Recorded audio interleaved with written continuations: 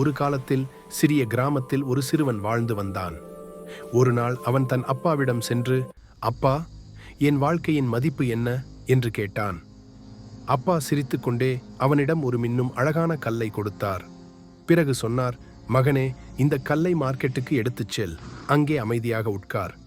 யாராவது இந்த கல்லின் விலை என்னன்னு கேட்டால் ஒரு வார்த்தையும் பேசாதே, வெறும் 2 விரல்களை மட்டும் காட்டு. சிறுவன் அப்பா சொன்னது போலவே செய்தான். மார்க்கெட்டில் உட்கார்ந்திருந்தான். சிறிது நேரத்தில் ஒரு வயதான பெண்மணி அவனை அணுகி, இந்த கல்லு எவ்வளவு விலை தம்பி என்று கேட்டார். சிறுவன் எதுவும் பேசாமல் 2 விரல்களை காட்டினான். அந்த பெண்மணி சொன்னார், 2 ரூபாயா? சரி, நான் வாங்கிக்கிறேன். சிறுவன் குழப்பமடைந்தான். கல்லை கொடுக்காமல் வீட்டுக்கு ஓடி வந்து அப்பாவிடம் நடந்ததையெல்லாம் சொன்னான். அப்பா சிரித்தார். பிறகு சொன்னார், இப்போ இந்த கல்லை ஒரு நகை கடைக்கு எடுத்துச் செல். சிறுவன் நகை கடைக்குச் சென்றான். நகை கடையாளர் அந்த கல்லை பார்த்தவுடனே ஆர்வமாக கேட்டார், இந்த கல்லு எவ்வளவு?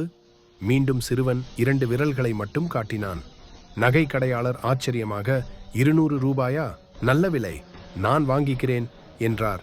சிறுவன் அதிர்ச்சியடைந்தான். அவசரமாக அப்பாவிடம் திரும்பி வந்தான். இந்த முறை அப்பா சொன்னார், இப்போ இந்த கல்லை மதிப்புமிக்க ரத்தினங்கள் விற்கப்படும் சந்தைக்கு எடுத்துச் செல். அங்கே ஒரு பணக்கார வியாபாரி அந்த கல்லை பார்த்தவுடனே ஓடி வந்தார்.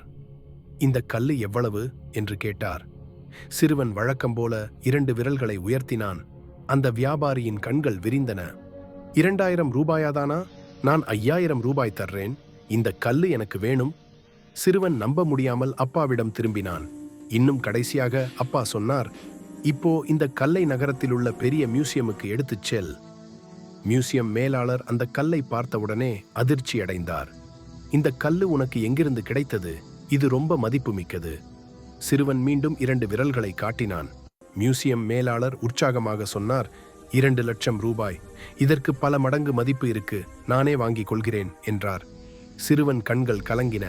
அப்பாவிடம் திரும்பி வந்து கேட்டான், அப்பா, ஒரே கல்லுக்கு ஏன் எல்லா இடத்திலும் வேற வேற மதிப்பு?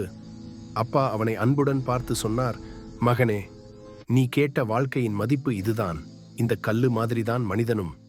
நீ எந்த இடத்தில் நிற்கிறாயோ, எந்த மக்களோட இருக்கிறாயோ, அதன்படிதான் உன் மதிப்பு தீர்மானிக்கப்படுகிறது. சிலருக்கு நீ 2 ரூபாய், சிலருக்கு 200 ரூபாய். சரியான இடத்தில் இருந்தால் நீ லட்சங்களுக்கும் மதிப்பானவன். உன் மதிப்பை உயர்த்தணும்னா உன்னை சரியான இடங்களுக்கு கொண்டு போ. உன்னை வளர்த்துக்கொள். உன் மதிப்பை நீயே நம்பு. குறைவான மதிப்புக்கு ஒருபோதும் சம்மதிக்காதே. சரியான மனிதர்கள் உன் உண்மையான மதிப்பை கண்டிப்பா புரிஞ்சுக்குவாங்க. அந்த சிறுவன் அப்போதுதான் புரிந்து கொண்டான். நம் வாழ்க்கையின் மதிப்பை மற்றவர்கள் தீர்மானிக்க மாட்டார்கள். நாமே தீர்மானிக்கிறோம். நாம் எங்கு நிற்கிறோம் என்பதே நாம் எவ்வளவு மதிப்புமிக்கவர்கள் என்பதை சொல்கிறது. மெசேஜ்: உங்கள் மதிப்பை குறைவாக நினைப்பவர்களிடம் நிற்காதீர்கள். உங்களை மதிக்கும் இடங்களை தேர்வு செய்யுங்கள். ஏனெனில் நீங்கள் விலை மதிப்பற்றவர்.